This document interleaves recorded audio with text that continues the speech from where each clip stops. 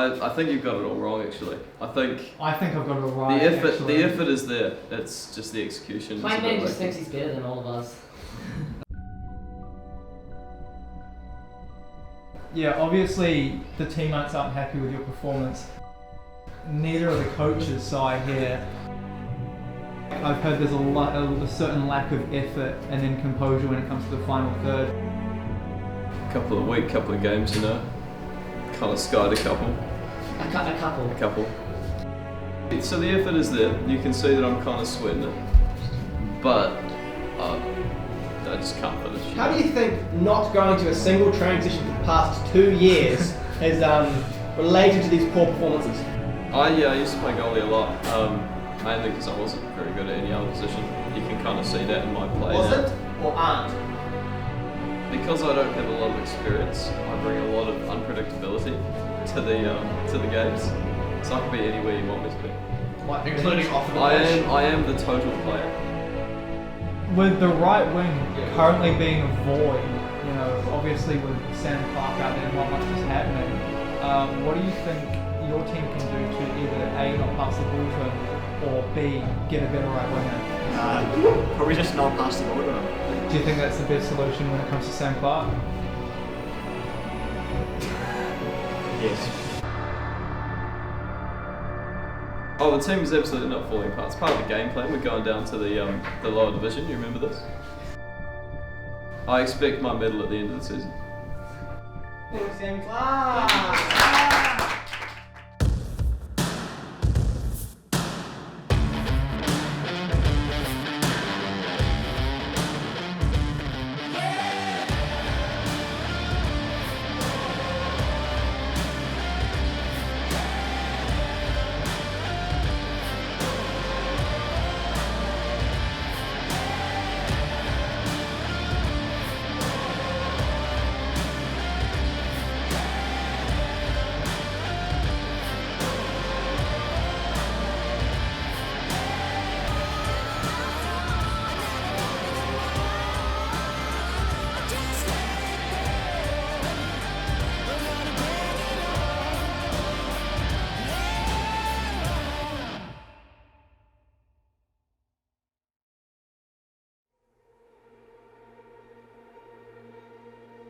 There came the sense of realisation that we actually needed to think ahead. We need to lose.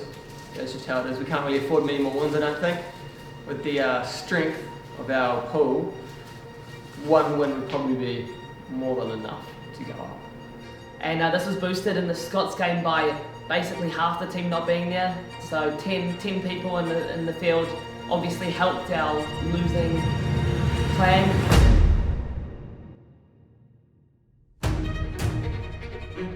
I was actually absent from the Scots game, but then again, considering the team needed to lose games, not having myself as a out-and-out striker in the team would be beneficial. I was in goal obviously, so I think that was alright. We managed to stem the tide for a little bit. We have only 10 men. It's always hard to play down numbers. On one hand, we were playing hard, and it would have been nice to see a slightly closer result. But on the other hand, a loss is what we wanted. Me and Sammy were holding up defence really well, and then just kind of fell apart a little bit in the second half as we were on the whole game and getting tired. Rufus Patrick coming in the second half is a big boost to the team, obviously. We all know he's a quality player, and his first save really epitomised that, I think, to me.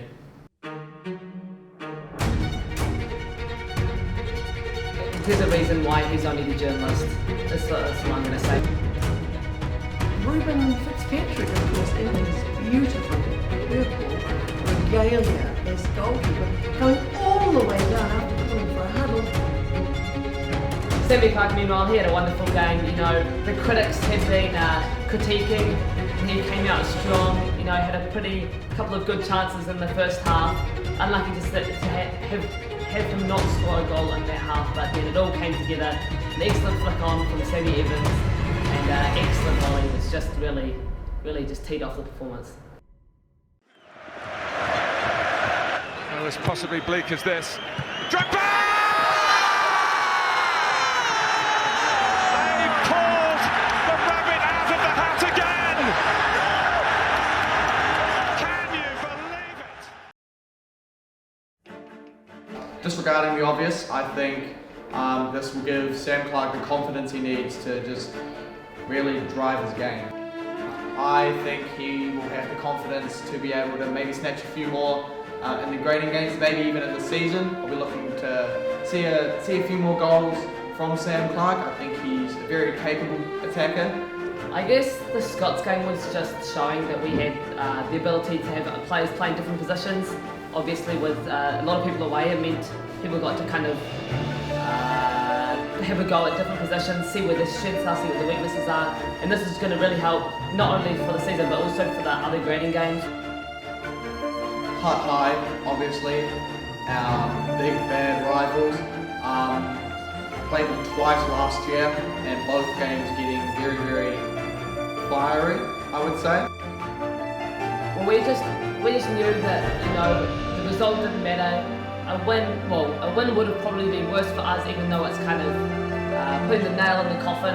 And you know, the best result would have been a loss. So we really just, me and the team were like came into the game just wanting to cause a bit of carnage. Well, I wanted to rinse them because I just hate them because they're just all twits. I wanted George to floor a few people again. I wanted to put a few past them to make them angry. Maybe some talk because that's what we did last year. I didn't want to get rugby tackled this time because that's what happened last season. But yeah, I was in for a good game. Okay, it's a Saturday. It's a game day once again. I have Ben Longman and Scott Language here joining me. What are we thinking about the game today? You know it's going to be a physical battle, first of all. Looking for a strong defensive display today. That was very, very, very good. I think the key to victory will be in our defense today. And Scott Language, do you think you can bring that key to victory today? Yeah, I got new boots as well. Oh, he's got the new boots. Yeah, it's Ooh. like to say that my boots, like, our boots, you know, he knew that I had to get new ones, so. Oh yes. Yeah, always a positive. Oh yes. What are you looking to bring into the game today? Some slide tackles. So, score predictions? Game predictions? What do you think is going to happen? It's going to be close and it's going to be 4-3 to us. 1-0 to them, because that's a victory to us. I reckon 2-1. Well, I reckon That's the one. Who are you going to fight? Time to lose.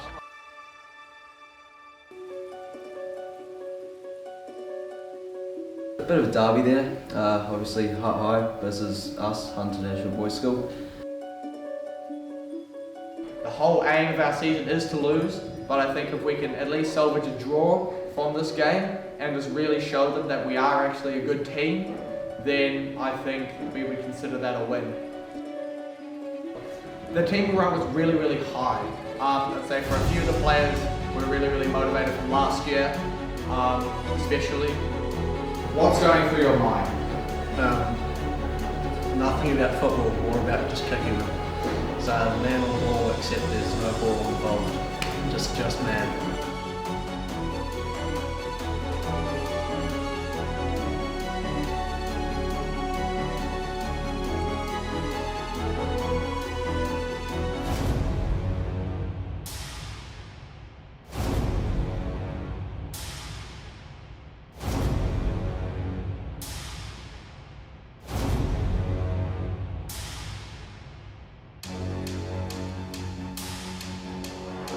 Well, we started off pretty strongly, I'd say.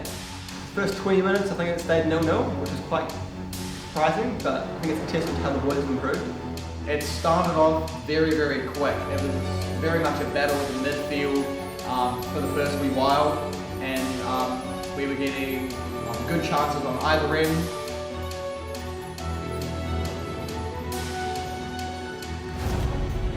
Huntley High got a corner, and then the first goal resulted from that corner. Obviously a bit disappointing to go 1-0 down, but it's nothing new for us. We have gone down 1-0 in the past. I'm thinking of the Burton's game, I'm thinking of the Rongotai game, and that was clearly shown. We had a very, very high pressing attacking line, and their left back couldn't clear the ball. I was just all over it, so I got the challenge at the corner flag. I see Josh Walker lying at the top of the box. Ruben was just screaming at me to shoot, so I'm like, yeah, well, I just wanted to shut him up, so I just hit a ping. I just hit it hard, and he was just not very good. He hit it straight into his goal. He did a little George Hudson. I think it's safe to say the goalie couldn't even catch the common cold.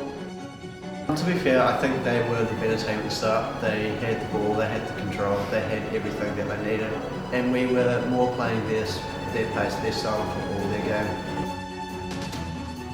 Once I scored, we started playing better. We started relying on ourselves and our teammates around us, which was good.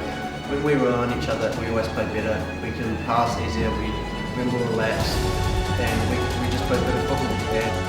And that got the team morale up so much. We started actually playing our game and bringing the fight to them again.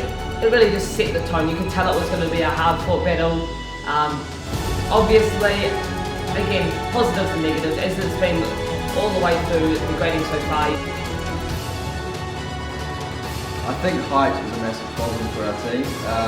We tend to be quite short compared to our opponents, and especially at the corners, we just absolutely shock them. If I were to say there's one point in our game that we need to enhance, then it would be from the corners. 3 defensive mistakes from corners is obviously not what you want to be aiming for when you're trying to win games. We get out-jumped by the tall players, out-muscled by the strong players, all around just bullied.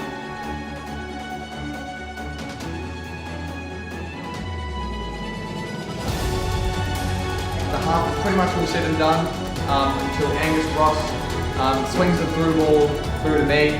There was lots and lots of space behind their back line because, as usual, their right back was just not having a good time. He was just not a very, very good player. I run onto it. It was me and the goalie. I just flick it to the right side. So I take a shot.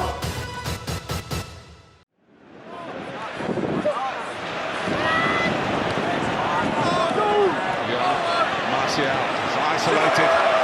Skirtle here. Oh, yes! Welcome to Manchester United, Anthony Martial! And it ends up hitting the post and going in, with that being the final kick of the half. Coach. Yeah. Sorry, I rejected your crack. Have some water. I didn't want crack. No. Where's Joa? She's at oh yeah, sick with the floating. Huh? She's sick with the floating. Oh dear. Okay guys. Half-time was very... There was something missing about half-time without Miss Jewett. She was unfortunately sick for that day, so we couldn't have our half-time war poetry that we have had for our past few games.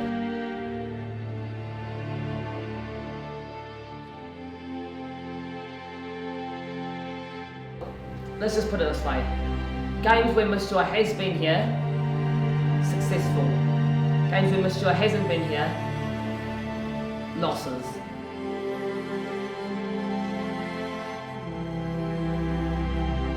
Luckily she emailed it to the whole team. War poetry. Read it in a Durex.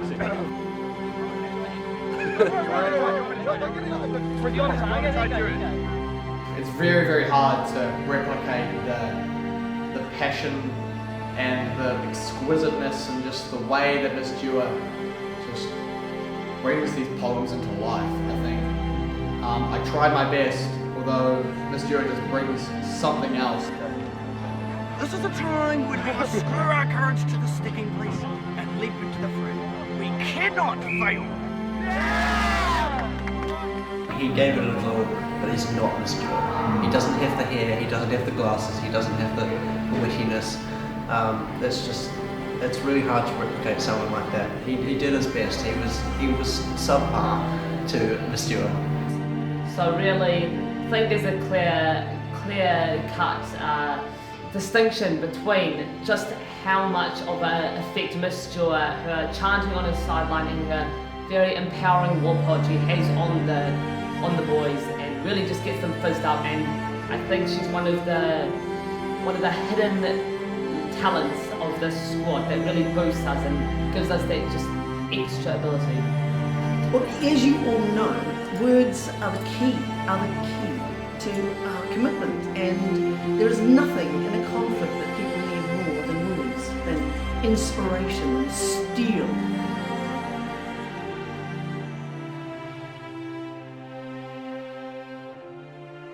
I think the team was really, really good in the second half. The aggression and the overall fight was a lot better in the second half, and we really just made them work for it. Once we had the ball, we were really creative with what we had. Second half is probably the best football I've seen our team play this season, to be honest.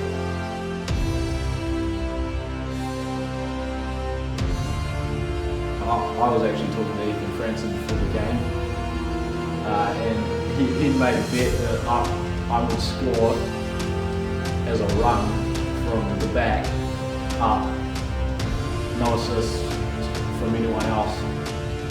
I see him sprinting up towards our end because we're attacking, and I was like, oh, he's going to hurt someone. Christian Binner gets the ball outside the box, and he's in space, and I'm thinking, surely Christian just takes a shot. He got the ball, surprisingly, he faked the shot, sent the defender went like. We've never taken shots from that far out, especially with the defender. It was just insane. It was just great.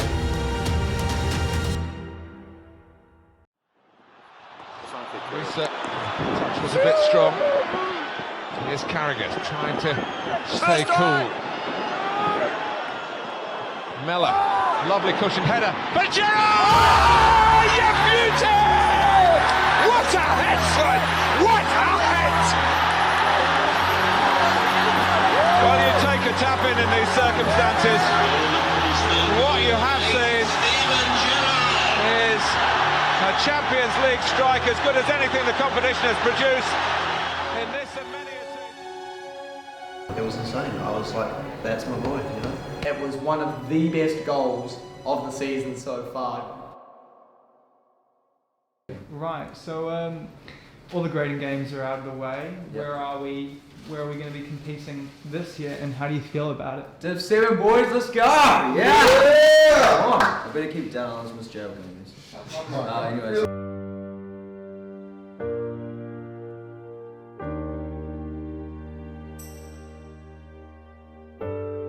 We were so relieved to get the first step of our journey complete.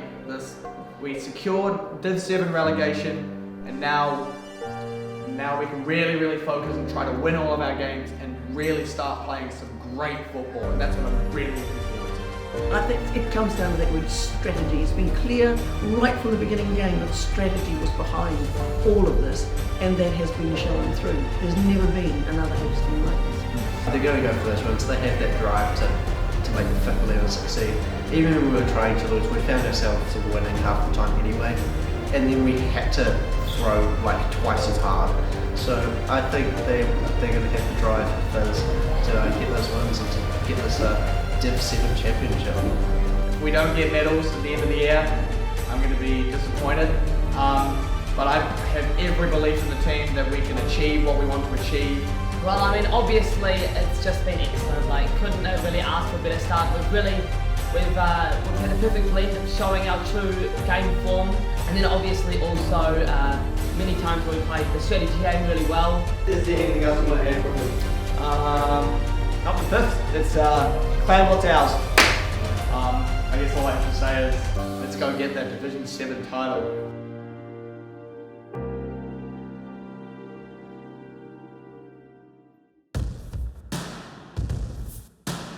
Made a few mistakes, made a few blunders that could have easily been avoided. Oh my god. We actually played like shit.